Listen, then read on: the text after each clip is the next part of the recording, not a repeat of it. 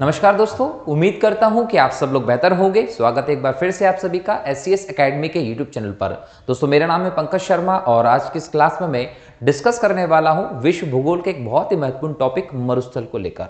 आज हम विश्व के प्रमुख मरुस्थलों पर आधारित क्वेश्चंस को देखने वाले हैं। ये क्वेश्चन दोस्तों विभिन्न प्रतियोगी परीक्षाओं के लिए इंपॉर्टेंट क्वेश्चंस होंगे, जिनको आप अगर अच्छे से प्रिपेयर कर लेते हैं तो एग्जाम में अगर यहाँ से कोई प्रश्न आता है तो वो नहीं छूटने वाला आपसे। ठीक है, तो चलिए शुरू करते हैं आज के इस लेक्चर को, जिसमें आज का आपका पहला प्रश्न है, निम्नलिखित में से कौन सा विश्व का सबसे बड़ा मरुस्थल है। तो ध्यान रखिए, सहारा का जो मरुस्थल है ये विश्व का सबसे बड़ा मरुस्थल है। लगभग 8.5 लाख वर्ग किलोमीटर के क्षेत्रफल में फैला हुआ है। 11 देशों में इसका विस्तार है। अगर हम इन 11 देशों का नाम देखें जहां पर सहारा का मरुस्थल फैला हुआ है, तो उसमें दोस्तों अल्जीरिया, चाड, मिस्र, लीबिया, मारितानिया, माली, मोरक्को, नाइजर, सूडान, ट्यूनीशिया और इसके अलावा है पश्चिमी सहारा। ये 11 ऐसे देश हैं जहां पर आपको सहारा मरुस्थल का विस्तार देखने को मिलेगा। अगर हम इसके नामकरण की बात करें तो सहरा शब्द है, ये सहरा शब्द जो है अरबी भाषा का है और यहीं से निकला हुआ है सहारा, जिसका अर्थ होता है अरबी में मरुस्थल। तो इसी के आधार पर इसका नाम पड़ा है। सहारा का मरुस्थल उष्ण मरुस्थल है दोस्तों, गर्म मरुस्थल है और इसकी रेत का कलर लाल होता है। कई सारे जनजातियों का ये निवास स्थान है, शुष्क प्रदेश है। अगर हम इसकी भारत के क्षेत्रफल से तुलना करें तो भारत का क्षेत्रफल है 32,87,263 वर्ग किलोमीटर, है ना। देखिए भारत का क्षेत्रफल कितना, 32,87,263 वर्ग किलोमीटर।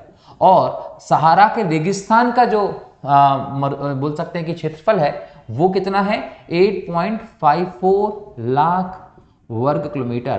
तो अगर हम ये देखें तो बहुत बड़ा हिस्सा जो है भारत का वो मरुस्थल से ढक जाएगा। अगर हम इस मरुस्थल से भारत के क्षेत्रफल की तुलना करें तो बहुत बड़ा मरुस्थल है सहारा का मरुस्थल, जो अफ्रीका महाद्वीप है उसके उत्तरी क्षेत्र में देखने को मिलता है। अगला प्रश्न है, दक्षिणी एशिया का सबसे बड़ा मरुस्थल कौन सा है। दक्षिणी एशिया का सबसे बड़ा मरुस्थल है थार का मरुस्थल। थार का मरुस्थल दोस्तों भारत में प्लस पाकिस्तान में फैला हुआ है और भारत पाकिस्तान के बीच में एक प्राकृतिक सीमा का निर्धारण भी करता है, सुरक्षित सीमा का निर्धारण करता है थार का मरुस्थल। थार का मरुस्थल दोस्तों भारत के लिए बहुत ज्यादा प्रासंगिक है। सांस्कृतिक दृष्टि से देखें तो इसका महत्व है, सुरक्षा की दृष्टि से देखें तो बहुत महत्व है, क्योंकि यहाँ से घुसपैठ बहुत कठिन होती है। इसके साथ साथ हम देखें तो जो थार का मरुस्थल है भारत का, ये मरुस्थल जो है वो कई प्रकार से खनिज तेल आदि का भंडार भी है दोस्तों। तकनीकी कमियों के कारण हम यहाँ से खनन नहीं कर पाते हैं, लेकिन ये खनिज तेल प्राकृतिक गैस का भंडार है। क्यों? क्योंकि जहां पर थार का मरुस्थल है, लाखों साल पहले वहां पर अरब सागर का विस्तार हुआ करता था, लेकिन हिमालय निर्माण की प्रक्रिया के दौरान भारत का जो क्षेत्र है वो ईस्ट की तरफ झुक गया, वेस्ट से ऊपर उठ गया। अब ये जो थार का मरुस्थल है भारत के पश्चिम तरफ है, तो यहां पर देखिए कि जो वेस्ट से ऊपर उठा भारत का क्षेत्र, तो समुद्र जो था अरब सागर वो पीछे हो गया और मरुस्थल की स्थिति ऊपर हो गई। अब क्या हुआ कि जो मरुस्थल की स्थिति ऊपर हुई, वो स्थिति के अनुसार हम देखें तो इधर पूरब की तरफ अरावली पर्वत आता है, हवाएं उस तरफ जा नहीं पाई, जिसकी वजह से वहां पर लगातार वर्षा नहीं हुई और समुद्र का पानी पीछे हट गया। लेकिन जो समुद्री जीव थे वो वहीं पड़े रह गए, जिनके अवशेष आज खनिज तेल के तौर पर मौजूद हैं और ये पूरा का पूरा इलाका मरुस्थल में बदल गया, जिसके नीचे आपको खनिज तेल के साक्ष्य मिल सकते हैं, ध्यान रखिएगा। तो ये थार के मरुस्थल की हमारे लिए इंपॉर्टेंट है। अगर हम थार के मरुस्थल को देखें तो गर्म की स्थिति से देखें तो विश्व का 9वां बड़ा है और अगर हम क्षेत्र की स्थिति से देखें, आकार की स्थिति से 17वां बड़ा मरुस्थल है थार का मरुस्थल। विश्व में लगभग 2 लाख वर्ग किलोमीटर में फैला हुआ है और ये बोल सकते हैं कि दक्षिण एशिया का सबसे बड़ा मरुस्थल भी है, ये ध्यान रखिएगा। ठीक है दोस्तों, चलिए आगे बढ़ते हैं। तीसरा प्रश्न है, गोबी मरुस्थल किस देश में स्थित है। गोबी का मरुस्थल दोस्तों मंगोलिया में है। गोबी का मरुस्थल मंगोलिया में है और ये जो गोबी शब्द है ना, ये शब्द मंगोलियन भाषा का शब्द है और गोबी शब्द का अर्थ होता है जल रहित स्थान। जल रहित स्थान को आप गोबी कहते हैं दोस्तों। एशिया का विशाल मरुस्थल है कौन सा, गोबी का मरुस्थल। तो अगर एग्जाम में क्वेश्चन आ जाता है एशिया का सबसे बड़ा तो आप बोल सकते हैं गोबी का मरुस्थल है। ये ठंडा मरुस्थल है दोस्तों, जिसमें तापमान 0 से -40 डिग्री तक चला जाता है। ठीक है, इसका विस्तार सबसे ज्यादा कहाँ है? मंगोलिया में है। थोड़ा सा विस्तार इसका चीन में भी दिखाई पड़ता है। प्रश्न नंबर 4 है, निम्नलिखित में कौन मरुस्थल नहीं है?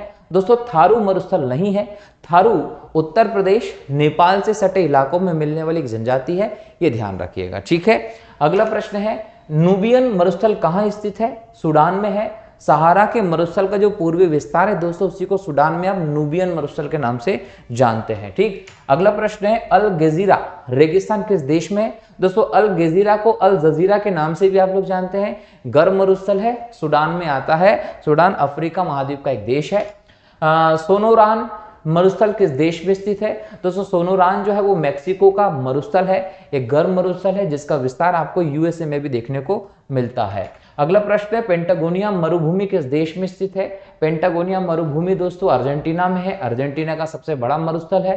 ठंडा क्षेत्र ये मिलता है, जिसके पश्चिम में एंडीज पर्वत श्रेणी है, जिसके पूर्व में अटलांटिक महासागर है, और इसका विस्तार अर्जेंटीना में हमें बड़े हिसाब से दिखता है। और दुनिया में अगर हम क्षेत्रफल के हिसाब से देखें तो पेंटागोनिया का जो मरुस्थल है वो 8वां बड़ा मरुस्थल कहलाता है, ये ध्यान रखिएगा। सेचुरा मरुस्थल किस देश में स्थित है? दोस्तों सेचुरा मरुस्थल पेरू में है। पेरू के तटीय क्षेत्र में यह मरुस्थल देखने को मिलता है, जिसके पश्चिम में हमको प्रशांत महासागर का तट देखने को मिलेगा। याद रखिएगा, ये सेचुरा का जो मरुस्थल ये गर्म मरुस्थल है, एंडीज पर्वत श्रेणी के किनारे के साथ ये देखा जा सकता है। 10वां प्रश्न है, तकलामाकान मरुस्थल किस देश में स्थित है? दोस्तों तकलामाकान मरुस्थल का विस्तार चीन में है। चीन में ये कुनलुन पर्वत श्रृंखला की हम बात करें तो उसके पास में हमें देखने को मिलता है। तकलामाकान जो है ये पर्वतों से घिरा है। इसके दक्षिण में जाएंगे तो आपको मिलेगा कुनलुन पर्वत श्रेणी, इसके पश्चिम में जाएंगे तो आपको मिलेगा पामीर। ठीक है, अगर इसके उत्तर में जाएंगे तो मिलेगा तियन शान। और अगर हम देखेंगे तो इन सभी पर्वत क्षेत्र से तकलामाकान का मरुस्थल घिरा हुआ है। और इसमें एक और चीज याद रखिएगा, उत्तरी सीमा पर डोरेम नदी भी बहती है। डोरेम नदी किसकी उत्तरी सीमा पर बहती है? तकलामाकान पर बहती है। विश्व का सबसे बड़ा शीतोष्ण मरुस्थल के तौर पर भी जाना जाता है तकलामाकान का मरुस्थल, ये आप लोगों को ध्यान रखना है। ठीक है, चलिए अगला प्रश्न है, कालाहारी मरुस्थल किस देश में स्थित है? दोस्तों कालाहारी का जो मरुस्थल है वो बोत्सवाना में है। वैसे एक देश में नहीं, इसका विस्तार अलग अलग देशों में, लेकिन इसका सबसे ज्यादा विस्तार जो है वो बोत्सवाना में देखने को मिलता है, अफ्रीका महाद्वीप में। अगर हम देखें तो ये दक्षिणतम क्षेत्र में मिलता है। बोत्सवाना, नामीबिया और दक्षिण अफ्रीका, इनकी सीमा पर आपको ये देखने को मिलेगा। कौन सा मरुस्थल? कालाहारी का मरुस्थल दक्षिण अफ्रीका के क्षेत्र की तरफ आपको देखने को मिलेगा, अफ्रीका महाद्वीप के दक्षिण में। इंपॉर्टेंटली इसका विस्तार बोत्सवाना में है। रुब अल खाली का मरुस्थल कहाँ है? दोस्तों सऊदी अरब का एक मरुस्थल है रुब अल खाली का मरुस्थल, जिसका मतलब होता है खाली क्षेत्र। रुब अल खाली का मतलब है खाली क्षेत्र। और अरबी प्रायद्वीप में हम देखें तो इसका 1/3 भाग जो है वो रुब अल खाली मरुस्थल से घिरा हुआ है। इसके अलावा ये ओमान और यूएई यमन में भी थोड़ा थोड़ा हमें दिखाई पड़ता है। ठीक है, दस्त-ए-काबीर मरुस्थल निम्न में से किस देश में स्थित है? दोस्तों दस्त-ए-काबीर जो है वो ईरान का इंपॉर्टेंट मरुस्थल है, ध्यान रखेंगे। दक्षिणी कैलिफोर्निया में कौन सा मरुस्थल फैला हुआ है? दोस्तों मोजेव का जो मरुस्थल है वो यूएसए के दक्षिणी कैलिफोर्निया जो इलाका वहां पर हमें देखने को मिलता है। विश्व के सबसे बड़े खारे रेगिस्तानों में से एक कच्छ का रण भारत के किस राज्य में है?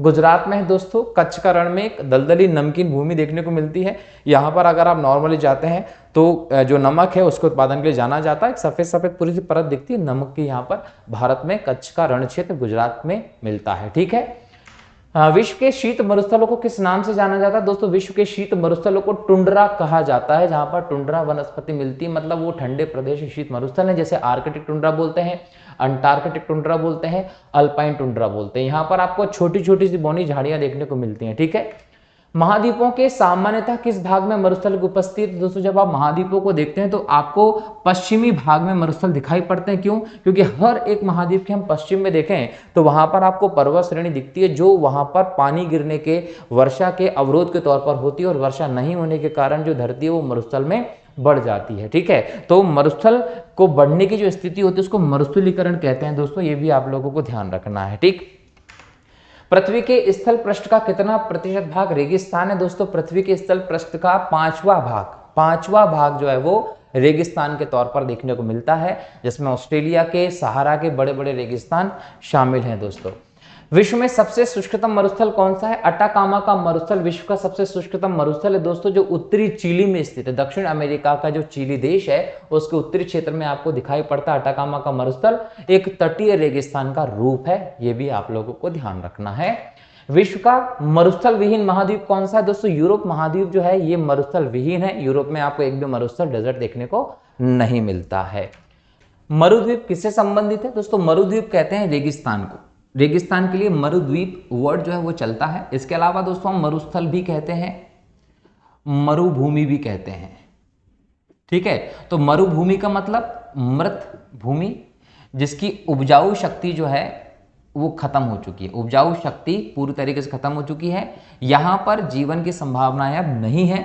और मरुस्थल का मतलब वही मृत स्थल है जहां पर उत्पादन नहीं हो सकता। अब इसको हम लोग समझिए कि आप इसी के साथ आप जोड़ते हैं रेगिस्तान, रेगिस्तान भी जोड़ते हैं और एक शब्द जोड़ते हैं आप रेतिस्तान। रेतिस्तान वो क्षेत्र होता है जहां पर रेत मिलती है, रेगिस्तान वो क्षेत्र होता है जहां पर रेंगने वाले जीव मिलते हैं। जनरली जो रेगिस्तान का इलाका है वो रेत का इलाका होता है और रेत के इलाके में आपको रेंगने वाले जीव जो है वो मिलते हैं और इसलिए उसको रेगिस्तान भी हम लोग कहते हैं। इसके अलावा मरुस्थल किसको कहते हैं? ऐसा कोई भी जगह इस धरती पर जहां पर जीवन बहुत सर्वाइव करना कठिन होता है, आसान नहीं होती लाइफ, तो ऐसी स्थिति में आप मरुस्थल कहते हैं। बहुत कम लोग यहाँ रहना पसंद करते हैं, ना पानी पर्याप्त होता है और ना ही वहाँ पर खाना, फसल, वनस्पति आदि पर्याप्त मात्रा में होती है, जिसके कारण जीवन जो होता है वो कठिन हो जाता है। इसलिए उस क्षेत्र को आप मरुस्थल कहते हैं, जहाँ पर भूमि जो है वो मरुभूमि है, जहाँ की उपजाऊ शक्ति पूरी तरीके से खत्म हो गई है। और जब ये मरुस्थल का क्षेत्र बढ़ता जाता है तो उसको मरुस्थलीकरण कहते हैं, ये आप लोगों को ध्यान रखना है। अगला प्रश्न है प्रश्न नंबर 22, निम्नलिखित में से कौन सुमेलित नहीं है दोस्तों? तो नामीब का मरुस्थल नामीबिया में है, कालाहारी का मरुस्थल बोत्सवाना में है, सोमाली का मरुस्थल सोमालिया में है, लेकिन डंकाले का मरुस्थल लीबिया में नहीं है। आपका सही उत्तर है डी। प्रश्न नंबर 23 है दोस्तों, सूची 1 को सूची 2 से मिलाना है। सूची 1 में मरुस्थल दिए गए हैं, सूची 2 में राज्य दिए गए हैं। कालाहारी का मरुस्थल कहाँ है? बोत्सवाना में है। तकलामाकन का मरुस्थल कहाँ है? चीन में है। मोजेब का मरुस्थल कहाँ है? यूएसए में है। और सेचुरा का मरुस्थल कहाँ है? तो पेरू में है। ठीक है, चलिए अगला प्रश्न है, सूची 1 को सूची 2 से मिलाना है। इसमें भी आपको एक तरफ मरुस्थल और एक तरफ उनके देश दिए गए हैं। गोबी का मरुस्थल कहाँ है? मंगोलिया में है। अटाकामा का मरुस्थल कहाँ है? चिली में है। पेंटागोनिया का मरुस्थल कहाँ है? अर्जेंटीना में है। थार का मरुस्थल कहाँ है? भारत और पाकिस्तान में है। ठीक है, अगला प्रश्न है, निम्नलिखित रेगिस्तानों के उनके स्थानों के अनुसार सही ढंग से जोड़े बनाई है। एक तरफ रेगिस्तान, एक तरफ स्थान है। कालाहारी का मरुस्थल कहाँ है? अफ्रीका में है। अटाकामा का मरुस्थल कहाँ है? दक्षिण अमेरिका पेरू में है। थार का मरुस्थल कहाँ है दोस्तों? एशिया में है।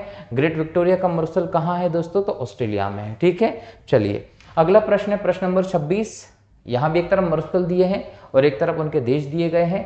थार का मरुस्थल कहाँ है? उत्तर पश्चिमी भारत एवं पाकिस्तान में। सोनारान का मरुस्थल कहाँ है? यूएसए और मेक्सिको में। काइजिल कुम का मरुस्थल कहाँ है? उज्बेकिस्तान और कजाकिस्तान में।